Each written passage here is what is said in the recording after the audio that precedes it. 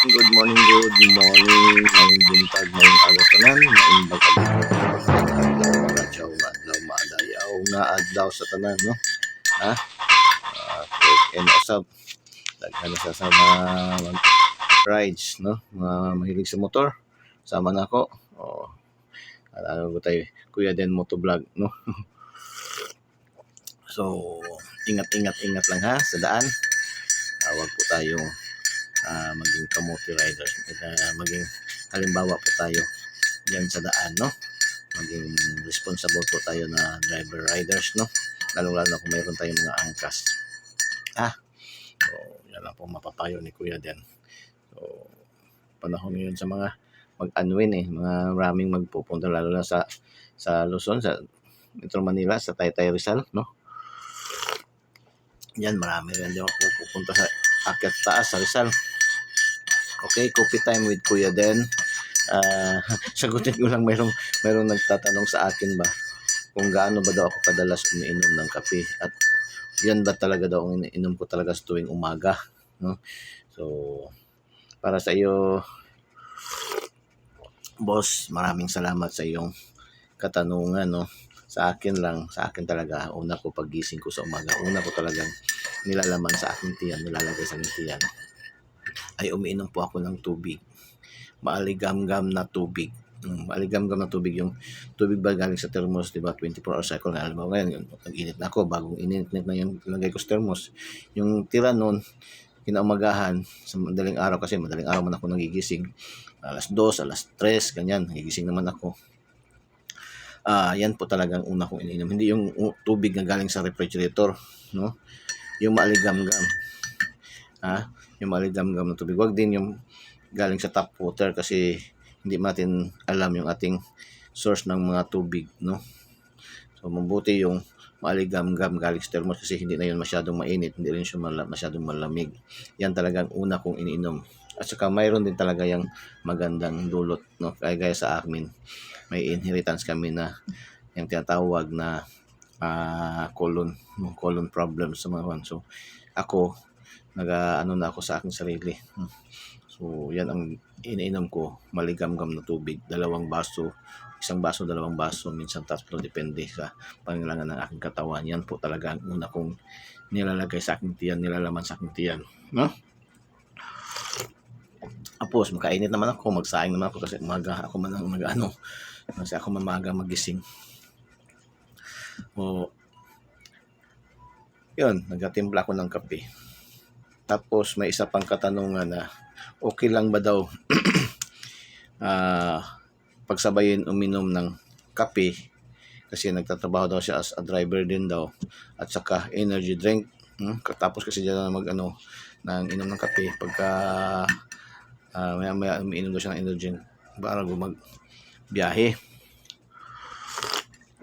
Para sa akin po ay, para sa akin lang hindi naman po ako doktor, hindi naman po rin ako nutritionist.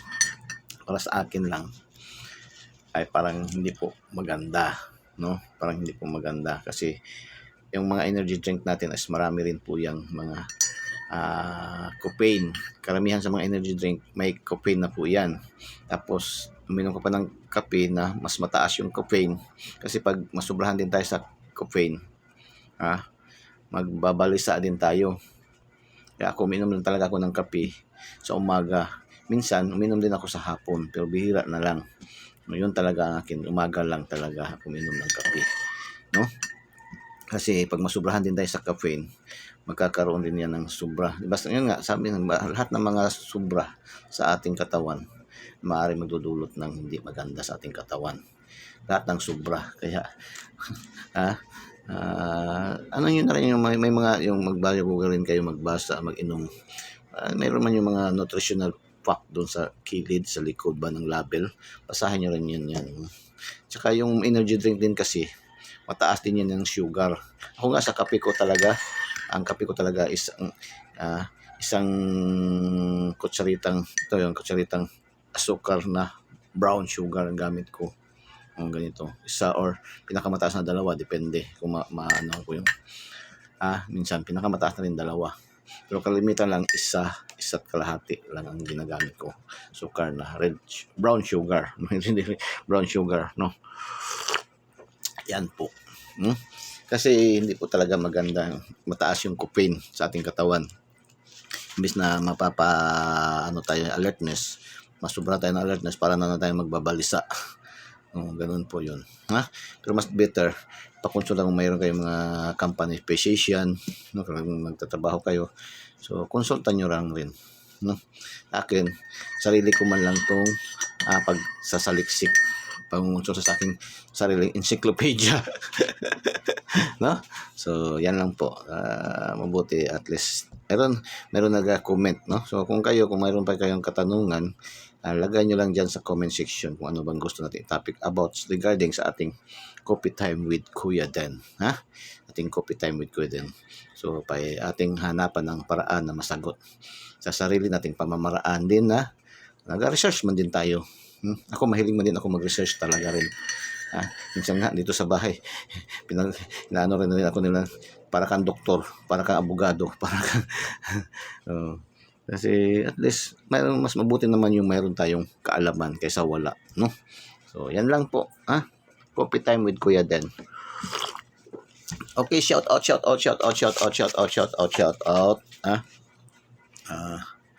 sa ating lumabas kahapon, no?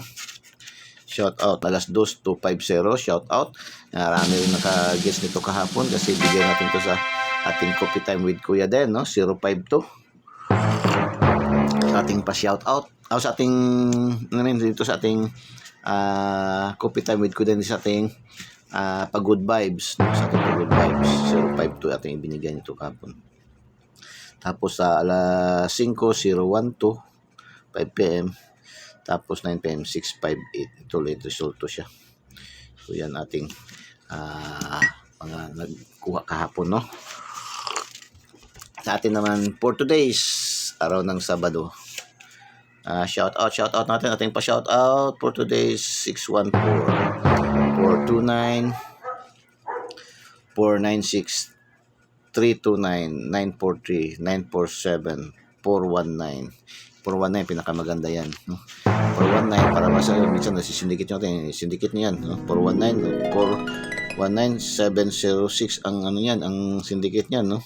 706, no, ang sindikit, no? 419 pinakamaganda yan.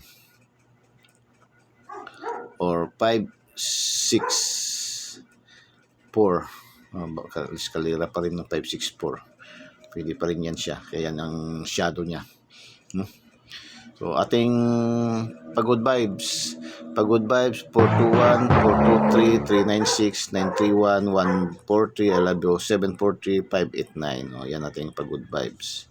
Ating pa-double 848 889 969 989 858 868. Yan ating pa-double. Okay?